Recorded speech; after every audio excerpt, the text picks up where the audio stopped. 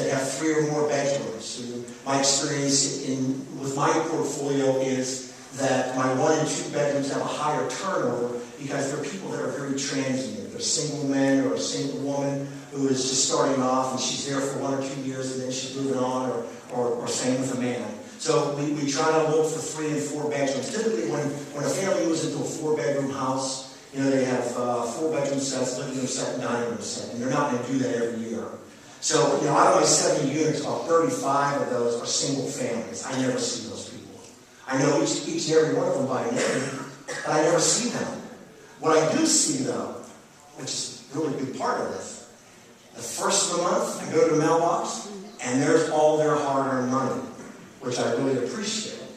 And really, over my career of rehabbing this, I've gotten to the point now where after it's rehab, it's very little maintenance for a 10-year period. Unfortunately, I didn't learn that early. My first 20 units or 25 units, I didn't do certain things that'll be in the slideshow that I now do in every one of my rehabs for myself or for any investor. The evaluation process. Start from the foundation up. Okay, so what do I look for? I'm looking for brick instead of wood. If it is wood, I want it to be in excellent condition. Okay, and if I can get it for a really good price, again. But I try to stay away from wood, but more often than not, I do buy wood structures. So the first thing I do is I walk and I look down in the basement. If I see water in the basement, it tells me that I have some drainage situations. What I like about wet basements is other people have been there and they walk away from it and want anything to do with it. So there needs to be a lot of opportunity. So again, is it wet or dry? It's a quick fix with redirecting the downspouts on the outside or putting in an interior French drain. So those are the type of things that, again, as an investor, as a rehab, I'm looking for those things. Whereas other people, they're staying away from those things. And that's where the opportunity is. Okay, what's the furnace like? Okay, do I have a boiler? Do I have a forced air? Is it, a boiler will last. I have boilers in my rehabs that are 80, 90 years old, and I'm not going to replace a boiler because there's not much for it to go. There's not much that can go wrong with a boiler. They last forever. Hot air furnaces are a little bit different. If they're 10 years or older, I would suggest to an investor that you probably should replace it. If you don't have the funds, get the property up and running and put it in your 5-year or your short-term plan to replace that furnace. Because you got to remember now, what your goal is that if you can afford to, you want it to be maintenance-free. Okay, you don't want to be the investor. How many people have heard this? You're a landlord. Are you crazy? How many people have heard that? Raise your hand. You want to do that? You want to go unclog a toilet at 3 o'clock in the morning? Are you crazy?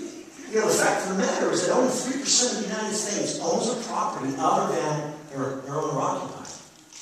Okay? 3%. It's a very small figure. And the reason is because nobody wants to unclog somebody else's crappy toilet. Okay? But the reality of it is that's why there is so much opportunity. That's why I can buy homes in Pittsburgh for $10,000. That brick home right there, we're buying for $20,000. Okay? Here it would cost, I'd be afraid to ask what it would cost. Okay? Owen owns a 7-unit brick building. Total investment, 180? 140. 140, 7-unit building.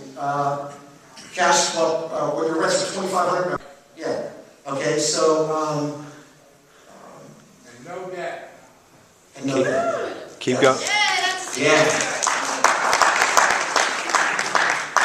So, okay, and hot water tanks. Okay, so we need to evaluate all these things. Okay, and I'm just trying to give you that grid. I'm just trying to give you that information for you to go by. You might be sitting there thinking, "Man, this guy's really boring. I don't want anything to do with this." You know what? We need people like you. That's why I do this all day and all night, make a lot of money, and do what Ed was talking about. There's a lot of opportunity out there. The electrical service. Does the house have knob and tube? Does it have BX? Which, by the way, was created in the Bronx. Okay, because I'm down to 5 minutes. That's insane. It was actually $8 because I've got a lot to talk about, man. But anyway, because the rats were eating through the wire, so they actually came up with a wire that was covered with a metal cable, and they called it BX. You have Romax, you have the old screw-in fuses, or you have circuit breakers. Okay, when we go and we rehab, we replace all that. We get rid of the BX, okay? We get rid of the fuses. Certain things you don't compromise on. You don't compromise on electric, you don't compromise on plumbing. Okay? And which brings me to the next one, cast iron. The previous one, the electric one, the BX, I used to leave it. And then I was there, 7 months, 8 months later when they plugged an air conditioner through it and they fried it, okay? So now I'm in there putting new plugs. Okay? So now I do that all up front. I put in 20 amps in the kitchens and bathrooms. I upgrade everything. I get rid of the BX, I get rid of the knob and tube. BX I'll keep if it's reasonable. On the plumbing, the cast iron. These homes are 80 to 120 years old. And I used to leave the cast iron in there. A year and a half later, I'm in there tearing up a brand new kitchen to replace the main trap. Now I replace it from the toilet, from the sink, from everything, all the way to the basement floor. Do not compromise on plumbing. And then at the end of it, if you look at the bottom of the slide, we go in and we camera the sewer line, so we know the condition of the sewer line. Okay? Because in my lease, if my tenant has a clog, it's their responsibility. Because I've replaced all the plumbing, I've cambered all the sewer lines, and I know the condition of the sewer lines. And if everything's clear, and they flush, we know where people flush from, okay? I don't even want to go there. Okay? And if it's there, I tell them, I can send you a plumber, but it's your cost. Well, what are you talking about? Read your lease. Okay? Section 12, paragraph 3. Okay?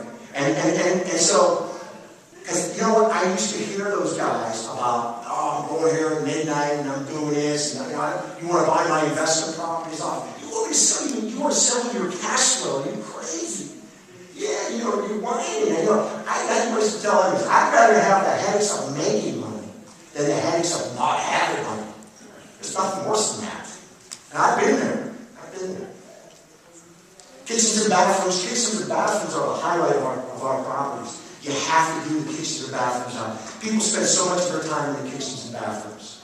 Kitchens they're putting in, bathrooms are input. Okay, so these are 2 rooms that you do not compromise on. Flooring, we do not put carpet in. My first 20 units, I was putting carpet in, it was my biggest expense. People just do not take care of their carpet like they take care of their own. So I just decided, another investor suggested me, put pergola flooring in, or refinish the floors that are there. You may pay a little bit more initially, but in the long run, if somebody moves out, you just wipe it down and get ready for the next one. Or if they went rug, you buy an area rug. It costs like $70 in Pittsburgh at Home Depot for an area rug. Okay? So you give it to them, they're all giggling and happy, and then when they move, say, hey, take that with you. I love you so much, man. Take that with you. Walls and windows, again, you got to replace the windows. You got to give your okay, high gas bills and plugs that don't work, okay, and toilets that overflow are not reasons to stay in your units. Okay? You got to give them a reason to stay. The roof's easy to assess the roof. Go to the 3rd floor, how many stories, go to the top floor. You see stains, you see stuff falling on, you got some problems with the roof. Okay, if the roof is 20 years old, I thought you guys would give me an extra 5 minutes. Does that include the extra 5? Okay, alright. Yeah, you're killing me. Wow. Okay. TJ, you got the hook? Okay, so anyway, this is exterior walls again. I talked about brick and I talked about wood. Skip it. If somebody actually did the siding before you know what? I'll never side place because it costs a lot of money and you don't get any value for it.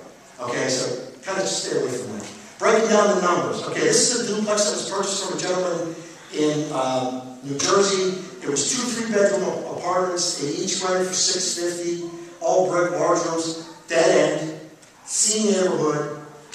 Few blocks from hospitals and schools. Here's the numbers. This is what a rehab contract.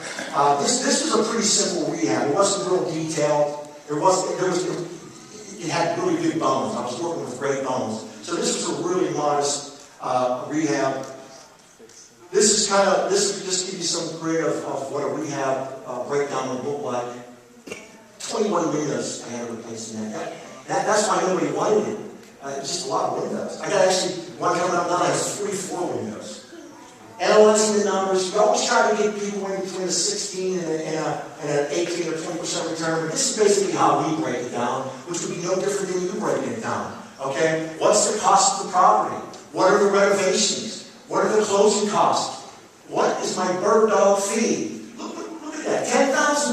That's not bad for finding a property. Okay? The investor's in it, probably 80% loan to value. He's making 18% return on his money. Okay, that's not bad. What are the taxes? What is the insurance? In this particular building, there's common utilities, water and sewage. And then the property management fee, which we're going to have a seminar on that because we property manage property as well. We are A through Z. We find it, we renovate it, we manage it. Who could live with a 17.92% return? Any hands up there? Okay. Not too many, man. You guys must be doing pretty well. If I didn't smoke. Yeah. So anyway, there's that building again. That's the breakdown of that building right there. That's a single family. Which again, there are a lot of New Yorkers and Owen is one of them who multi-unit, and it's good. It's just also single families peppered throughout your investment portfolio gives you stability. Rehab breakdown on that particular property is we're replacing windows, repairing a living room floor, and a new furnace in that property, and a new touch room. That was, again, we're buying it for $20,000 or $22,000, whatever it is, and there's the numbers on that one. That's going to be a 15.6% return. Again, you know, this information is not going to be any different than what you're going to do on your own deal. And this is what you should do for your investors. So these guys need 2 cards tonight. So somebody, please network with them. Here's our information. This is TJ. I'm Tom. We have a website, investinpittsburgh.net. On there you'll find testimonials, you'll find previous deals, you'll find available deals. We're in the back, we have a table in the back, black and gold. Can't imagine what black and gold stands for, but I'll leave that up to you. Come back and visit us, come back and talk to us. What we really encourage you to do, instead of seeing it up here on a board, come and visit Pittsburgh. I have a house in the city, the investor stay, and you ride with me in a truck, you go to my jobs, we'll look at the pecs, we'll look at the wiring, you'll see a job that's totally dilapidated, the old one, the one we won't serve, or we won't habitate, and then you'll see ones that we completed. Okay, and we can walk you through and just give you more education. Thank you so much.